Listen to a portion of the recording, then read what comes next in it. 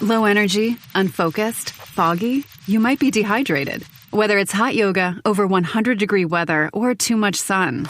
Gatorlight, with a specialized blend of 5 electrolytes, was scientifically designed to help move fluids into the body faster for rapid rehydration.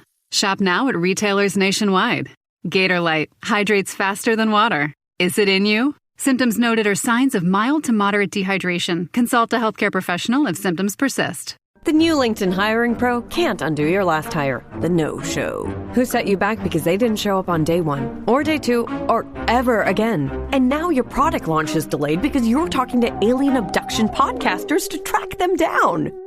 But LinkedIn Hiring Pro can help make sure your next hire sticks. In fact, businesses who use LinkedIn are 24% less likely to reopen a role in the next 12 months. Hire right the first time with LinkedIn Hiring Pro. Post a free job today at linkedin.com/quality.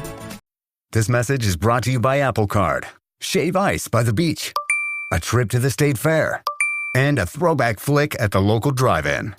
They're more than just items to check off the summer bucket list. They're also opportunities to earn 2% daily cash back when you use your Apple Card with Apple Pay. Apply for Apple Card now and use in-minutes with Apple Pay. Subject to credit approval. Apple Card is issued by Goldman Sachs Bank USA, Salt Lake City branch. Terms and more at applecard.com. From the Fifth Quarter Studio in Madison, Wisconsin, you're listening to the Coaching Youth Hoops Podcast. They're playing basketball. Here's our hosts, Steve Collins, and Bill Flitter. All right, welcome to Coaching Youth Hoops. Sorry, Coach, I threw him on the podcast as he was doing something else, so you pivoted. I was looking at my notes. What we're going to talk about today. I know, it's pretty funny. So anyway, I just throw him into the wolves. Go throw him into the deep end. I can't think too much, right? I just got to react to whatever. Let's go. I still have to bring it up though, so I got to know. I know you do. All right. So before we get started, let's give a big shout out to our new podcast. So we're taking a deep dive into the business of youth sports, behind the scenes look at the innovators who are making a difference. Go check it out at youthsportsinsider.com. It better be up by this time. If it's not, you'll be on a waiting page. Oh, it's up. It's up already. It's got to be. Okay. Yeah. The YouTube version is up. We'll get the actual podcast, but you go sign up at youthsportsinsider.com. We'll send you the latest and greatest podcasts and interviews as they come out. What you'll find there, though, just keep in mind, is you can listen to the full episode on YouTube. I send out a weekly, basically cliff notes of every interview with some of my feedback and action steps. So just by listening to the podcast, you're not going to get the full effect if you don't sign up for the newsletter as well. I break it down. Go to youthsportsinsider.com and go check it out. All right. That's some amazing interviews coming up. The coach is a little nervous on a couple of them. That's good. We like nerves. Pushing my comfort zone. Yes. Just like I always tell my kids, right? In my athletes. The only way you got to fail to get better. You gotta. All right. So what's today's topic? I should be a freaking expert then. That's funny. Today's topic. This came from I love this. It came from our Facebook group, and there was a poll on our Facebook group, Coach. And I want you to guess what you think the number one response was. I'm going to read the question. All right. I'm going to read the answers. You tell me as of right now what the number one answer. Okay, Coach has put hold on. down. I'm gonna get a piece of paper out. So you're going to read the question, and you're going to read the possible responses. Okay. That's right. Okay, yep. Go ahead. And it's almost, it's 600 post reaches. So this is actually, it's got a good sample size if you're a stats teacher. Okay, I am. Okay, what would you say is the biggest limiting factor for players grades 3rd through 6? Okay, number one. Skill, not in any particular order. Yes. Skill acquisition. Okay. Fear of failure. Okay. Physical ability. Attention span. Ooh. So the biggest limiting factor. Okay. Then we're gonna talk about it. I will put these in order. I think, ooh, There's a tie though on one of them. So yeah, I would say number one answer is the number one answer is attention span. okay. What's your And number then two? I would say number two is physical ability, I think is what you said. And Yeah, then physical ability. and then I would think three is skill acquisition, and then the last one would be fear of failure. You have failed the quiz. Oh no. Did I really? Yeah. Yeah. Because so here I'll tell you why. Here's why I voted the way I would. Okay, I so hold was on one second. Let's go through. Hold on. You say it again. You said attention number one span, was I thought attention was, span. and I thought attention span was one because we have a lot of parents and non-teachers that deal with third to fifth graders and probably think their attention span should be longer than it is. So that was okay. Number two was what? Physical ability, like be able to shoot a Physical, three yep. and that kind of stuff. And then I put number three. I put skill acquisition, Skill or be able to acquisition. do. Yep. And then number four was fear of failure. Okay. Was I close? So you're Did I gonna get any of them? justify you got one right. 25%, You baby. got 25 right. Maybe passing now. Is that right? Yeah. Yeah. Yeah. So yeah, you lost the bracket. One out of four is 25%. I got the percent right. Yeah, I did. Yeah, you got the percent right. That you did get right. So okay. So why did you attention span? You picked attention span. I picked as your it number one answer. because I figured it was a parenting thing. I wouldn't pick that. I was trying to think what the people that are filling the polls out would think. Okay. And now you're going back on your I wouldn't have picked that. I would have picked to- physical ability first. I personally would have okay. picked physical ability. You're still wrong. But because I don't think I'm wrong. I just think the people filled the poll out wrong. Because I just don't think they're physically strong enough to do things that we expect them to do. Like a fourth grader is not physically strong enough to shoot a long shot. I don't care what you say. So that would be number one for me. I think they can learn to dribble.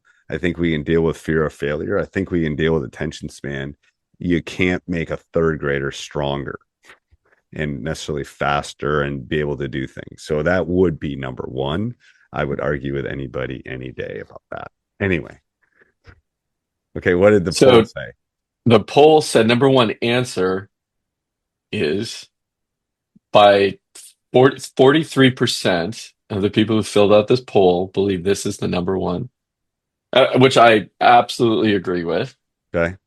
Fear of failure, number one.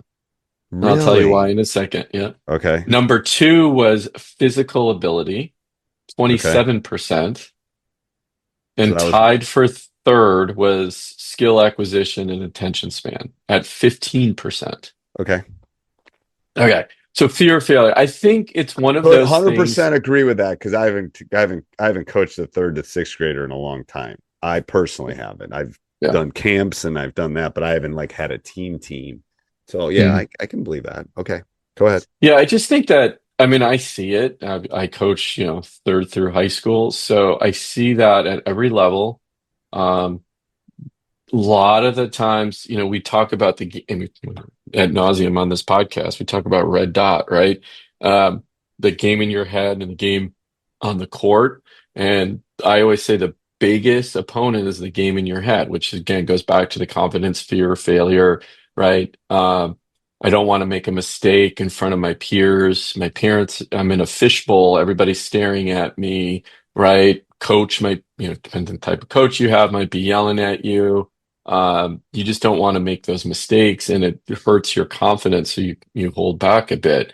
And I think if kids just let go, and I have some players on my team that I have to be really careful with. They're the opposite. They don't have a fear of failure, but they also are just like crazy. And when I say crazy, they're kind of out of control a little bit.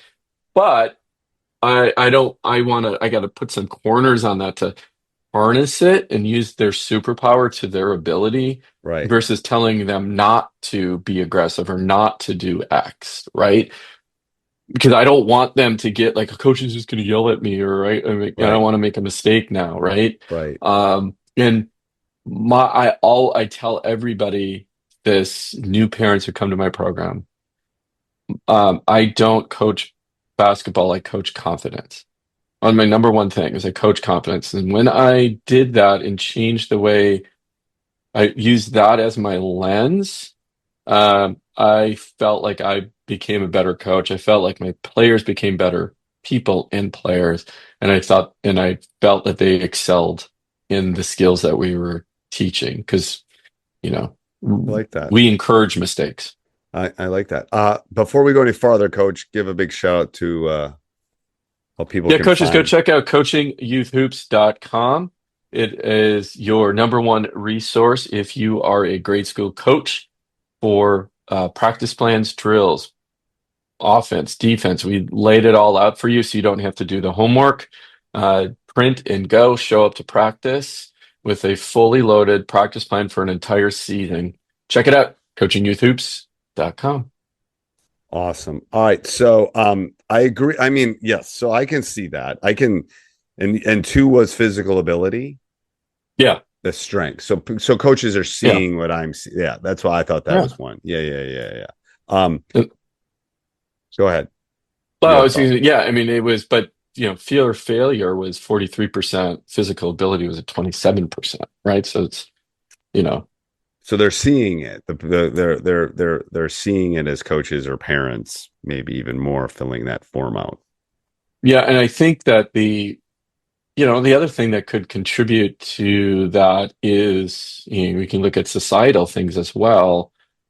Social media and seeing the highlight reels that we talked about in the podcast prior. Even coming out of COVID, right? That really stunted confidence and growth because we were isolated and we didn't fail, right? And we didn't grow and learn, and our brain didn't develop like those kids who had failed before. Now we have a fear of failure because we were in a comfort zone for a long time. Hey, it's so my defense on this is maybe this is a post-COVID thing. Maybe this could be. Maybe. Yeah. I mean, I'm no, I totally agree. That's a variable thing. Maybe that wasn't the issue when our kids were coming through as much. I didn't see that quite as much. Some of the stuff that you're describing, but and you're right. They didn't. They were in kindergarten. They were in pre-K. Maybe they didn't have it, or maybe they're in first grade. They didn't have a chance to fail. I had a player tell me that after COVID, she noticed a big change in her level of happiness. Yeah.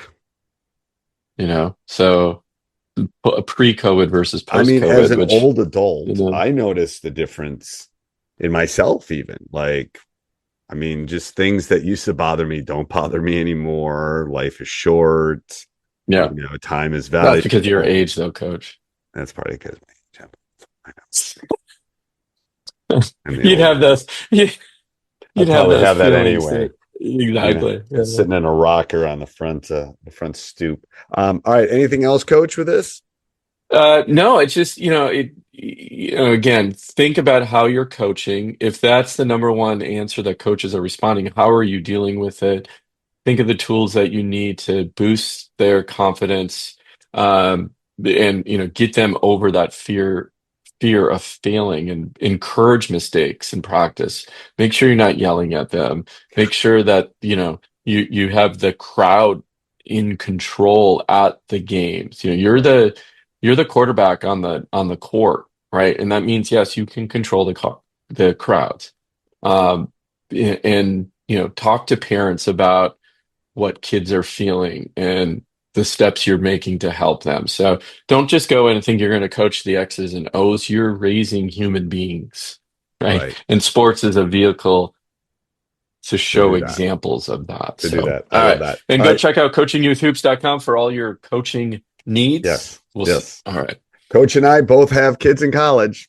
If you'd like us to be able to buy them a muffin on a Tuesday, go over and help us out. Or just even some ramen noodles. Or a couple extra mechanical pencils. Help us out. Coachingyouthhoops.com. Go check it out. All right. Bye. Bye. Shop the Sherwin-Williams Labor Day sale and get 35% off paints and stains August 28th through September 9th. Whether you're refreshing your interior or exterior, we've got the colors to bring your vision to life. And with delivery, getting everything to your door is easier than ever. Shop online to have it delivered or visit your neighborhood Sherwin-Williams store. Click the banner to learn more. Retail sales only. Some exclusions apply. See store for details. Delivery available on qualifying orders. Hey, it's Mike Rowe, and it just occurred to me that ZipRecruiter has been sponsoring my podcast, The Way I Heard It, for the last 10 years.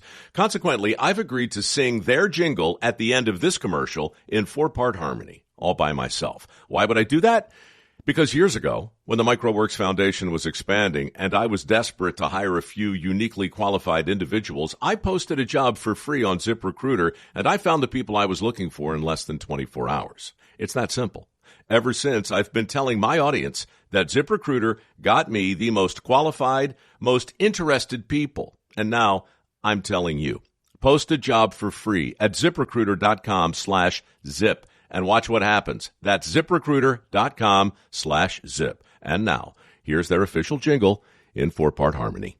Build your team. Build it sooner. Meet your match at ZipRecruiter. Try it free.